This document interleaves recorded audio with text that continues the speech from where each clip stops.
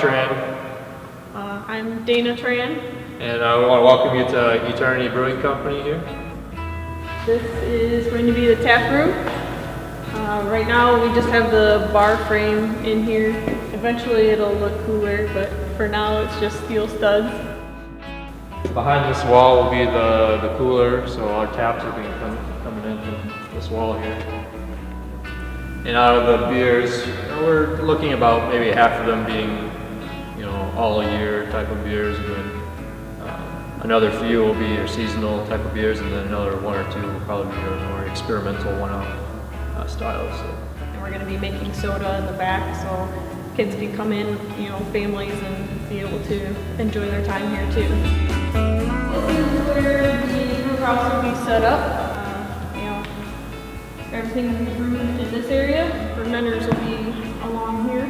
Our brew house, by 3-barrel, is kind of on the smaller end. A lot of people are expecting with these tall ceilings that we're going to be coming in here with these huge fermenters, and I have to keep reminding people that this is something that I can put my arms around. It's like a little, you can hug it kind of.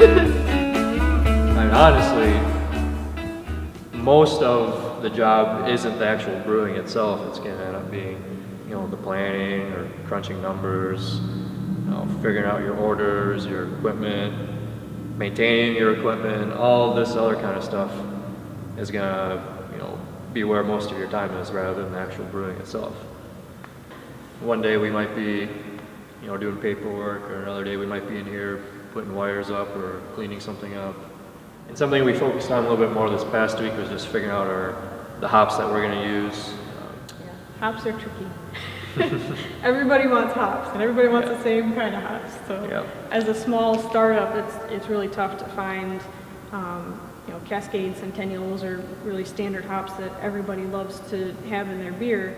So now we're trying to figure out, okay, as a new brewery, how do we get those? How do we get something similar to that? How do we adjust our recipes that we're using those hops? Do we keep using them, pay extra for them? Those are all decisions that we really have to focus on too. That kind of goes into brewing too. We're talking about, we have a lot of construction work and organizing of people that we have to do right now, but a lot of engineers end up doing, home brewing or something and getting into craft beer. And it's a lot of detail-oriented work when you're brewing.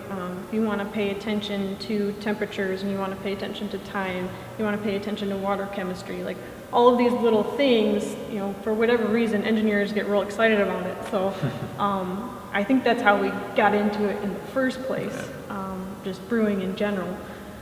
Going back and forth with the different business ideas that we had.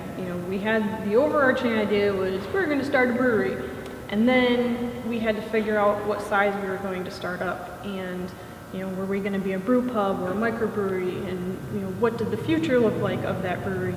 And eventually we kind of figured out that what we really want to focus on is having a tap room. We want to focus on inviting people in for events and getting creative with one-off beers on tap to be able to have the Mug Club members come in and try that and see if they like it, and if they do, then maybe we brew it again and everybody will be happy.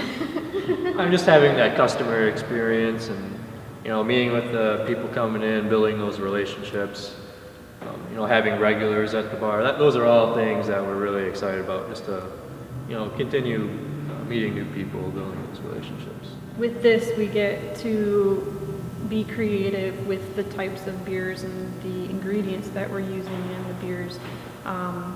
We get to get hands-on with things, and just being able to, have that product that we're putting our heart and soul and all of our effort into, and hopefully people like it. That's kind of a good thing. That's kind of what we're going for.